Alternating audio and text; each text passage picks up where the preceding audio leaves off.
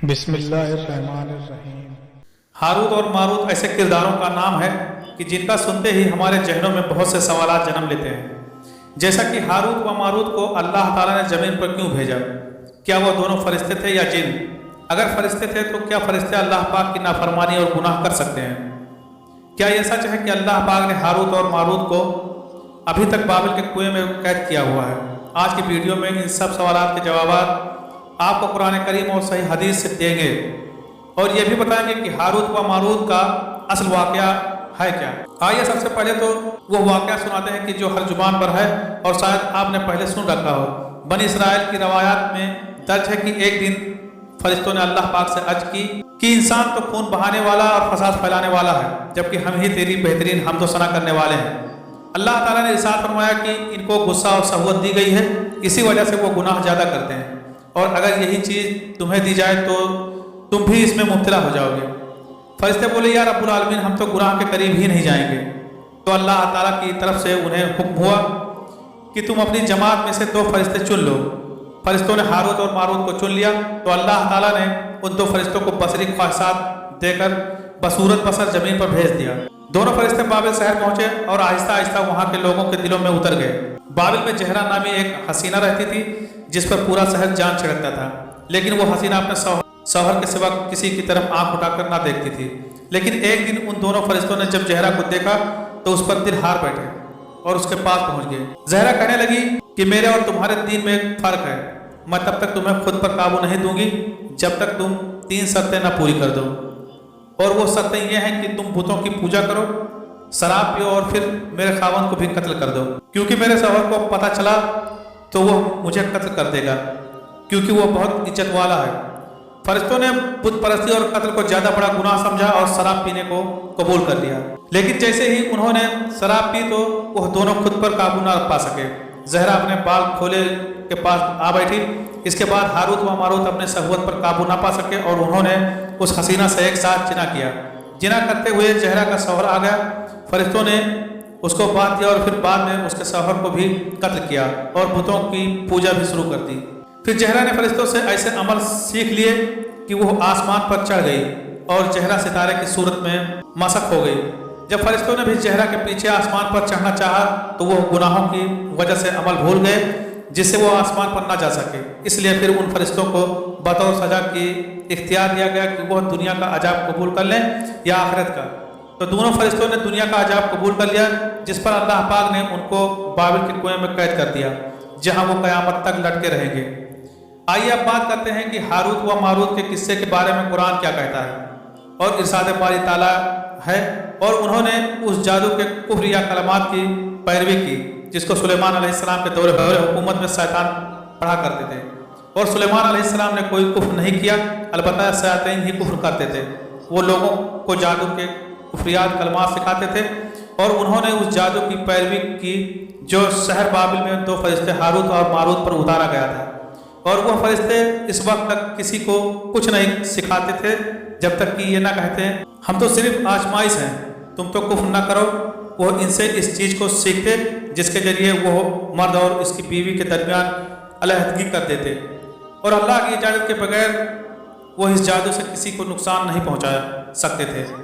وہ اس چیز کو سیکھتے جو ان کو نقصان پہنچائے اور ان کو نفع نہ دے، اور بے شک وہ خوب جانتے تھے کہ جس نے اس جادو کو خریدا اس کا آخرت میں کوئی حصہ نہیں، اور کیسی بری چیز ہے وہ جس کے بدلے میں انہوں نے اپنے آپ کو فروخت کر ڈالا ہے، کاش یہ جان لیتے۔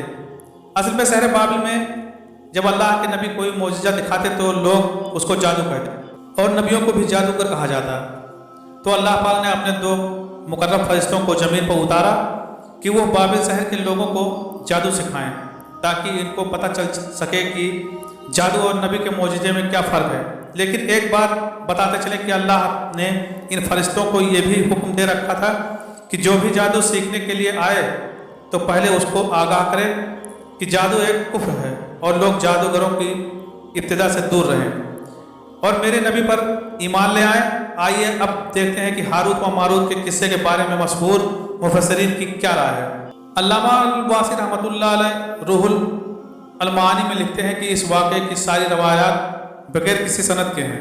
इसी तरह हाफिज इब्न कसीर तफसीर इब्न कसीर में लिखते हैं कि हारूत व मारूत के किस्से में बहुत से ताबईन ने ऐसी रवायात जिक्र की हैं जिसकी बुनियाद इसराइली रवायात हैं, लेकिन इस किस्से पर नबी अकरम सल्लल्लाहु अलैहि वसल्लम की कोई हदीस मौजूद नहीं।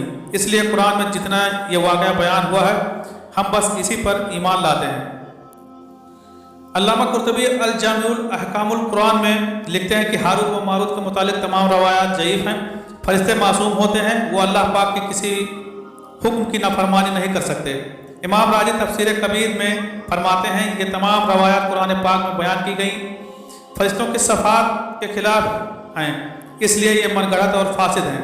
इब्न कसीर ने कहा कि इस रवायत का मरफू होना दुरुस्त नहीं।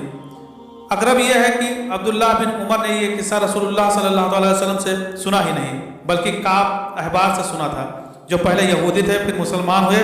वो सहाबी भी नहीं थे बल्कि वो ताबई थे, और वो यहूदियत के ज़माने में बहुत सी बातें और बहुत से किस्से यहूदियों से सुना करते थे, और वो बतौर हिकायत सहाबा व ताबईन के सामने बयान कर दिया करते थे, जिससे इनकी गरज यहूदियों के अक़वाल और इनके मनगढ़ंत किस्सों की तौसीक व तस्दीक होती थी। फरिश्ते के बारे में अल्लाह पाक कुरान में इरशाद फरमाता है वो वही काम करते हैं जिनका उन्हें अल्लाह हुक्म फरमाता है। एक और जगह इरशाद होता है बल्कि सब फरिश्ते इनके मुकर्रम बंदे हैं, इसकी इजाज़त से पहले बात नहीं करते और वो इसके हुक्म पर कारबंद रहते हैं।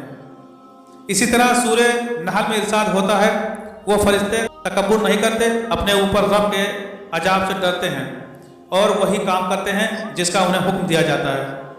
इसी तरह सूरह अंबिया में इरशाद होता है और जो उसके पास फरिश्ते हैं वो उसकी इबादत से तकब्बुर नहीं करते और न वो थकते हैं, रात और दिन इसकी तस्बीह करते हैं और जरा से सुस्ती नहीं करते।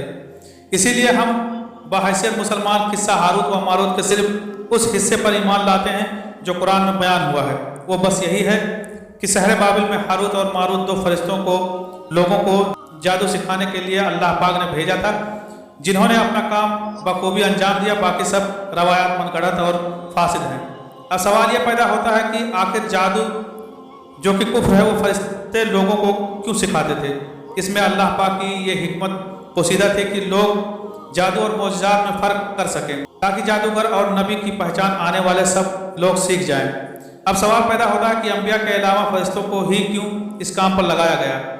कोई नबी भी तो ये काम कर सकता था। इसकी वजह यह है कि अल्लाह के पैगंबरों का बुनियादी काम कुफ्र शिर्क से बचने की तालीम देना था। अगर पैगंबर ही जादू की तालीम देते तो लोग उनको भी जादूगर कहते और कुफ्र व शिर्क से कभी बाज ना आते। अल्लाह पाक हम सबको दीन इस्लाम की सही समझ और इस पर अमल पैरा होने की तौफीक अता फरमाए। हम जादू, धोखे, फरेब और झूठ जैसी बीमारियों से दूर रहें और अपने प्यारे नबी की शरीयत पर अमल पैरा होने वाले बन जाएं। अल्लाह पाक हमारे सारे गुनाहों को माफ़ फरमा दे और हमें तमाम आजमाइशों से निकाल दे और हम पर वो बोझ न डाल जिसको उठाने की ताकत हम में नहीं। आमीन या रब्बुल आलमीन। आमीन लिखना मत भूलें।